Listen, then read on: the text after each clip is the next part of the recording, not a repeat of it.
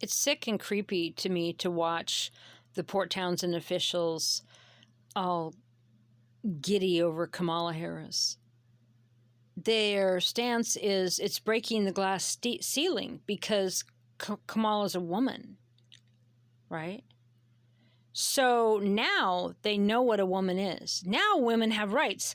They bully and berate us saying, well, if you don't support her, then you don't support women, right? I mean, this is in Port Townsend. Or the woman haters. You know, I mean, Faber's a woman hater. Libby Winstrom hates women. Well, not women that she approves of, but she believes that men who decide at any given moment that they're a woman instantly has more rights than women. She believes that. She bullies and berates women. She laughs at women. Her public records show a mean, nasty, heartless, no compassion, cruel woman. Cruel to other women. Cruel to Amy Sousa. She was, I think, in theater with her. Known Julie Jamon probably for decades. Cruel to her. Rachel Burt went to her wedding. She was totally cruel to her. Oh, nothing happened to her. Rachel Burt was knocked down hard by that Bjorn tattoo muscle guy who assaulted Minnie that night. The police couldn't even bother to charge him.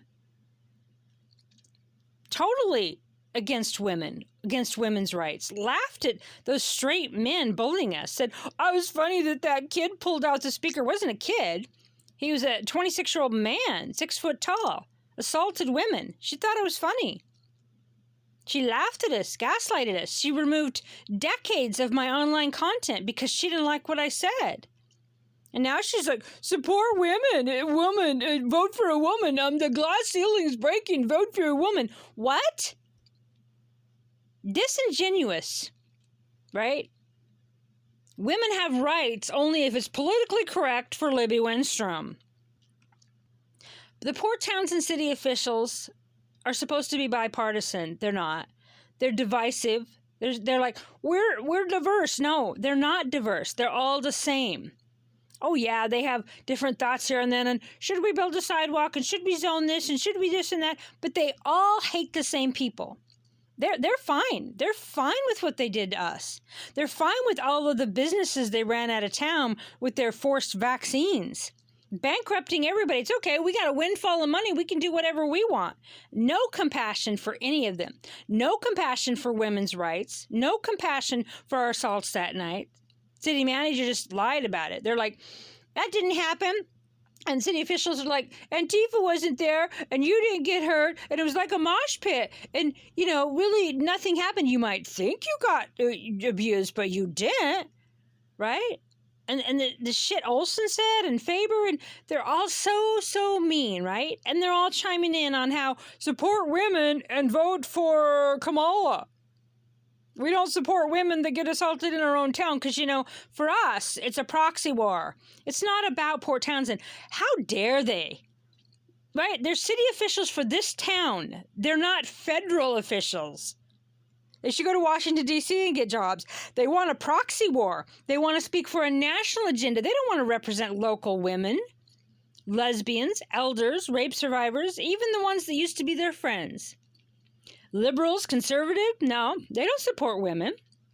They support themselves and their own sick and twisted political ideology. They have no spiritual center. They have no moral compass. They have no conscience. It's all about, oh, this is so cool, right? We're going to get these grants and get this money, and then we're going to spend it. We're going to do right by Port Townsend. We're do-gooders. No, your legacy is hate. Dividing this town. Gaslighting and bullying women. Taking away First Amendment rights, speech rights, chilling speech, making women afraid and vulnerable and hurting, and condoning and supporting people that said, we'll do it worse next time. You don't have a voice in the town square. You're proud to take away our constitutional and civil rights and abuse us. You're proud to support the people who do it, even to represent them in court, as Faber's law firm did. And now you're like, support women. We got to have a woman that's going to break the glass ceiling. No, supporting Kamala Harris is not breaking no ceiling. She's in there now. What has she done for women? Okay? It's ridiculous. Kamala is not going to be good for women. She's in there now. These people are so tone deaf. You're an elected official in a beautiful city called Port Townsend, and you hate and bully and discriminate against women. You deny women basic constitutional and civil rights.